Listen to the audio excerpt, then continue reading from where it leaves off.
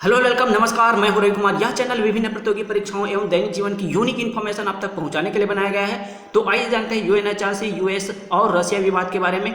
आखिर रशिया को यूएनएचआरसी से क्यों बेदखल किया गया, इसके बारे में विषय विशेषज्ञों का क्या कहना है, ओवरऑल इसका इम्पैक्ट क्या होगा। लेकिन उससे पहले हम लोगों को जानना होगा दोस्तों, यूएनएचआरसी आखिर होता क्या है। यूएनएचआरसी का फुल फॉर्म होता है United nation human right counselling, अर्थात संयुक्त राष्ट्र मानवाधिकार परिषद। इसे शॉर्ट में एचआरसी भी कहा जाता है। यूएनएचआरसी संयुक्त राष्ट्र परिषद का एक भाग है जो दुनिया भर में मानवाधिकारों से संबंधित मुद्दों यानी कि ब्रूटल तरीके से लोगों पर हुए हिंसा या उनके अधिकारों का हनन हो रहा है तो उन्हें संवर्धित और संरक्षित करने का कार्य करता है। यूएनएचआरसी को इससे पहले यूएनसीएचआर यानी कि United Nations commission of human right कहा जाता था, मगर किन्हीं कारणों से 15 मार्च 2006 से इन्हें यूएनएचआरसी या एचआरसी के रूप में प्रतिस्थापित कर दिया गया। इसका मुख्यालय जिनेवा स्विट्जरलैंड में है।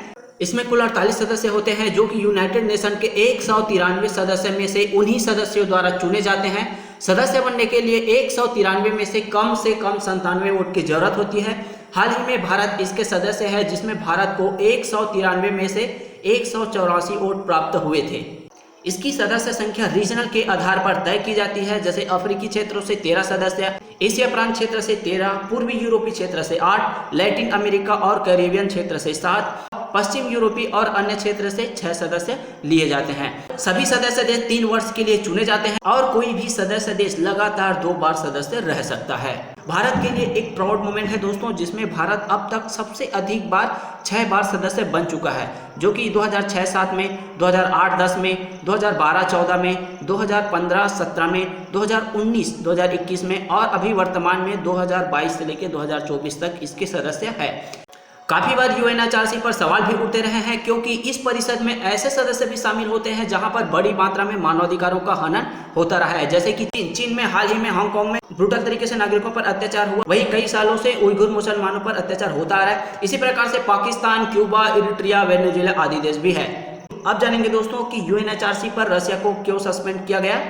कुछ दिन पहले ही यूक्रेन, यूके, यूरोपीय यूनियन, यूएस, कनाडा सहित 20 देशों द्वारा यूएनए की आपातकालीन बैठक बुलाई गई, जिसमें यूएनएचआरसी से रूस को निकालने का प्रस्ताव रखा गया और यूएनए में वोटिंग हुई, जिसमें 193 में से 93 सस्पेंड पर वोटिंग हुआ। 24 रूस के सस्पेंड नहीं होने के लिए वोटिंग करे, जिसमें चाइना, वियतनाम शामिल था और 58 देशों ने अब्सटेंड कर दिया, जिसमें भारत, पाकिस्तान, बांग्लादेश, नेपाल सहित कई सदस्य देश शामिल थे।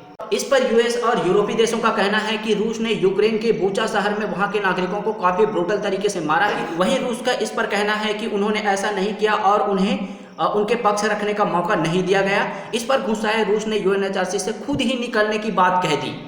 इस पर बहुत से विषय विशेषज्ञों का कहना है कि यह यूएस और यूरोपीय देशों की एक हिपोक्रेसी है जो पूरे विश्व में चल रहे अस्थिरता के लिए जिम्मेदार है। रूस के साथ ऐसा नहीं करना चाहिए था। यह दूसरी बार है दोस्तों जबकि यूएनएचआरसी से किसी सदस्य को निष्कासित किया जा रहा है। इससे पहले गद्दाफी के कार्यकाल में लीबिया को भी निष्कासित किया जा चुका है। आपकी जानकारी के लिए बता दें दोस्तों, यह रूस को अलग थलग करने के लिए किया गया, जबकि 24 नॉट सस्पेंड और 58 एब्सटेंड वोट से साफ जाहिर होता है कि अब भी कई देश रशिया के साथ खड़े हुए हैं। इसी प्रकार की क्विक और सटीक इन्फॉर्मेशन के लिए हमारे चैनल को जरूर सब्सक्राइब करें दोस्तों। थैंक यू, जय हिंद।